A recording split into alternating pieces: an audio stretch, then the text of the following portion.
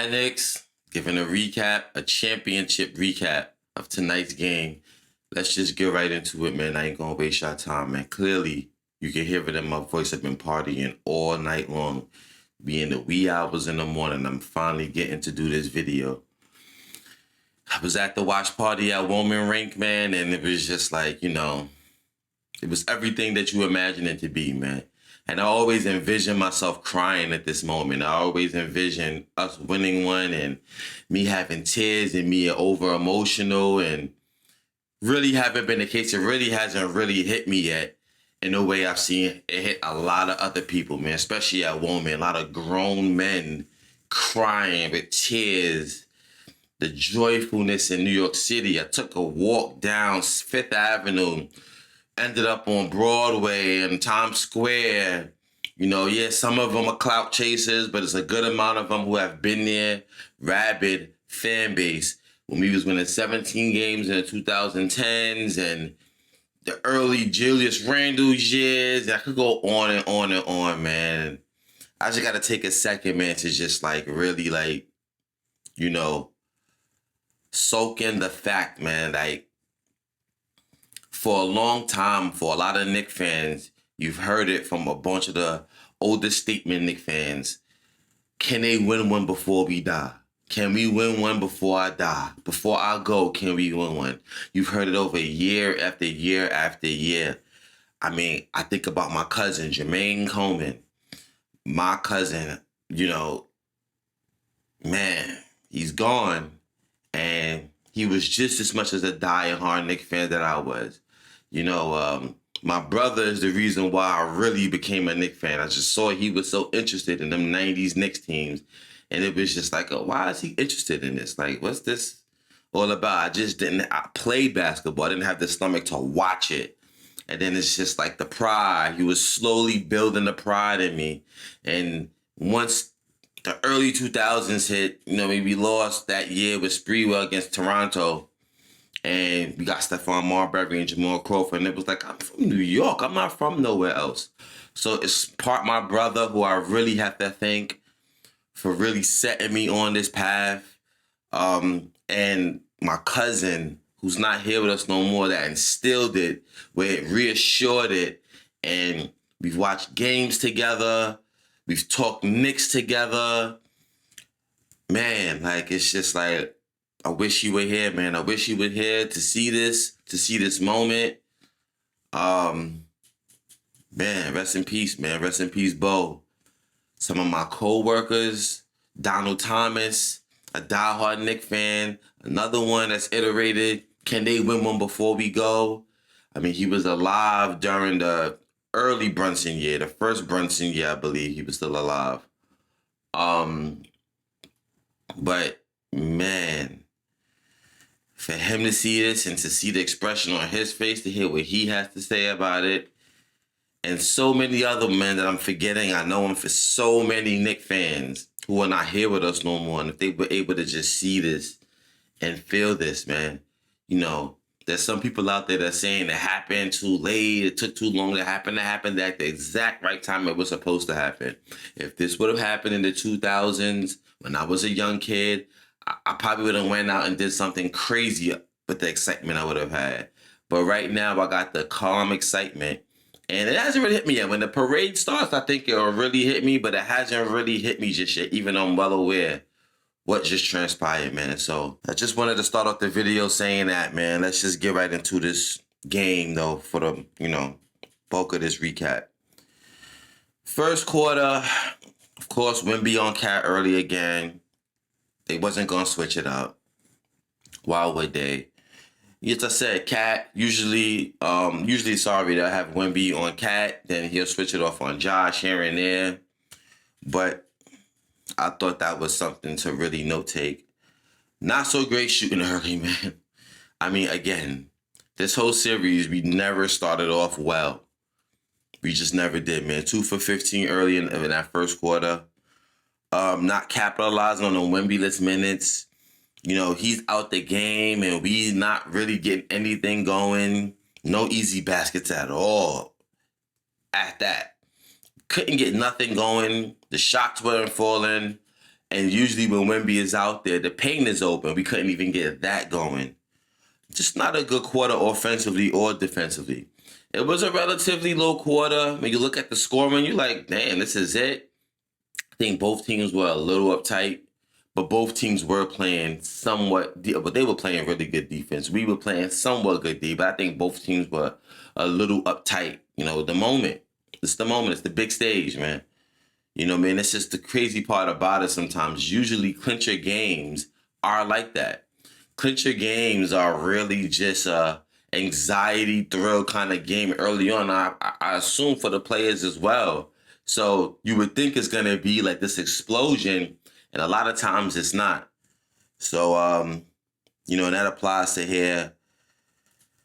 And that was for both teams, man. You know, both teams really didn't really have it offensively and defensively, but they had a little bit more than we did in that second quarter. We just looked disjointed offensively. We continued looking crazy offensively. Wasn't converting on the easy ones, sorry. Then Jalen started to warm up late in that second quarter. He started to warm up, man. I mean, like he started to really get to his spots, hit his shots. He was getting what he wanted, man, for most of this game, but really in the second quarter when it started to really pick up for him. Cat gets his 3 fouls, which allowed him to sit Wemby. You know, they was basically staggering Cat and Wemby's minutes. You could just tell. Whenever Cat's in the game, Wemby's in the game. And they was trying to spell him some rest, man, because they see it just like how we see it. When that fourth quarter hit, really when that second half hit, they played him so much in the first half, he's like just gassed. He is gassed. And even when they're not playing him so much, even when they are, he's gassed. They don't really have a lot of depth, man. They don't really have a bench. And Luke Cornett is not someone who you can play for long spans of time. So who's going to do it from Harrison Barnes? So, you know, they didn't really have the horses to really give him time to just rest up. So he's typically gassed, but Cat getting in foul trouble allow them to go, you know what? Let sit him down. And, you know, obviously the Knicks aren't getting anything going, even when he's not on the floor. So we'll let him sit down when Cat is sitting down. You know, we was down 5. Sans a terrible half, man. We ended that half pretty decently. You know, Vassell hits that buzzer beater shot, which makes it a 5-point lead on their part. And we played terribly in that first half, but we was only down 5, which was just crazy. And it was encouraging, but it was kind of like, you know, we at the watch party. We're all saying the same thing. Like, can't we just get a early start, man? You know, we're used to in the first 3 series, in the clincher games, just taking it to them. The Atlanta Hawks game won by 60. Philly game won by like 30-something, 20-something. Cleveland game won by 20-something. So that's what we're used to, and that's what we're expecting on some level, but just couldn't get nothing going, man. Couldn't really get nothing going. Third quarter, then Cat gets 4 fouls just to start early on. Early on, immediately, he gets his 4th foul. They had the terrible non-call on that Wemby closeout on Jalen. Jalen shoots a 3. Wemby goes right under him, and that would have been 4 flagrant fouls. So that would have mean either, and I'm assuming that would have been an immediate ejection, and or, of course, him being eliminated out for the next game, if there was going to be a next game. So, and they just don't want to call it. And we were all saying that. They're not going to call that, bro. We never going to get it that easy, 1. And 2, they're not going to call that. 2 bench points. They was killing us on the bench in the first 3 quarters. Killing us. Honestly speaking, that 2 came at the end, and I think who it was, a Jordan Clarkson layup or something like that. I believe it's like a Jordan Clarkson floater or a layup. That was the only 2 points we got from our entire bench. They had like 20-something points, and most of it was all Harper. We got nothing from our bench all series, man. I mean, that's something that we really got to figure out in this offseason, man. We really have to figure that out. You know, Shaman did some wonders for us throughout these playoffs. So, granted, Jose gave us some really good minutes. Game 4, cool. We got really nothing from the bench. I mean, this essentially was a Jalen Brunson game. 4th quarter, made a run again. This was the run I'm speaking about with Jalen, really putting the team on his back. Then Cat fouls out. Just like, oh my God, like, are they really trying to, like, Purposely, like they're trying to take this game away from us. Why it's a problem? Because yes, there are moments when Cat is undisciplined, for sure. But we're playing against a physical team, extremely physical team. And somehow somebody Cat fouls out. More than likely the least physical player on the team. He fouls out. Make it make sense. It just don't make sense.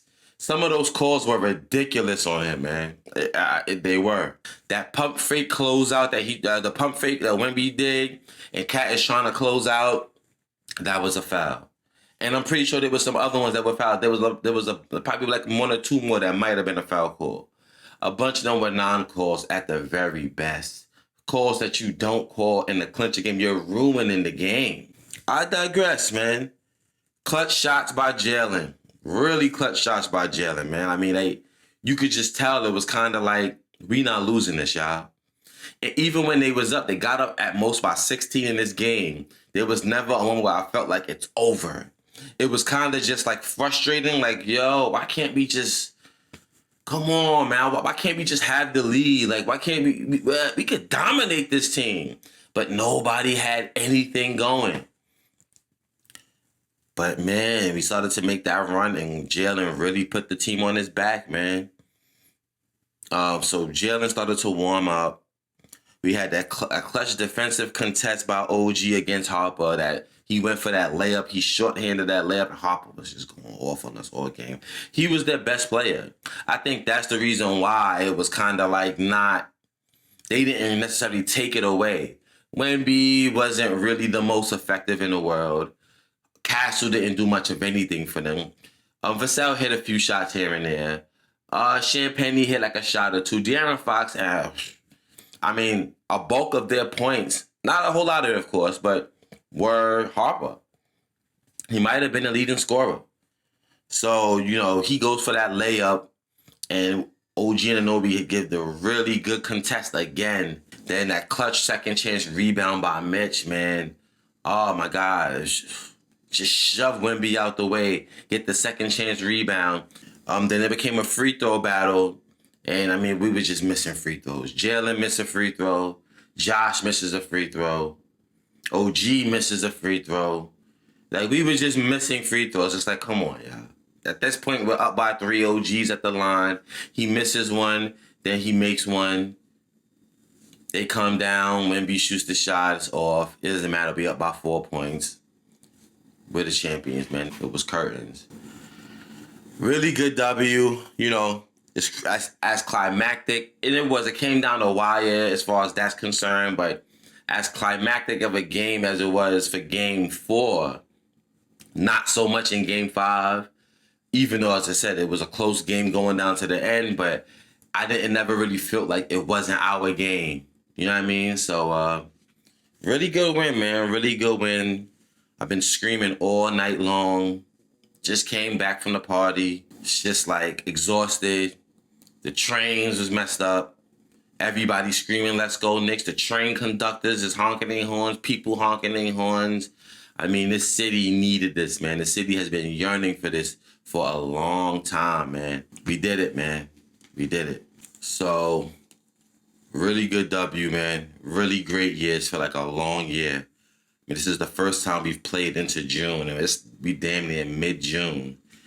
It's been like, this season's been going on for forever. My boy said, this is the longest I've ever been invested. I'm like, yeah.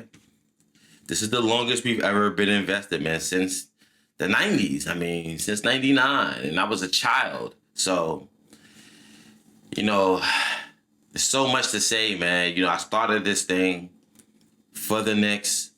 And I started it for a whole lot of reasons, to get better at being in front of a camera, being able to orate myself in front of a camera. I hated being in front of the cameras for a long time.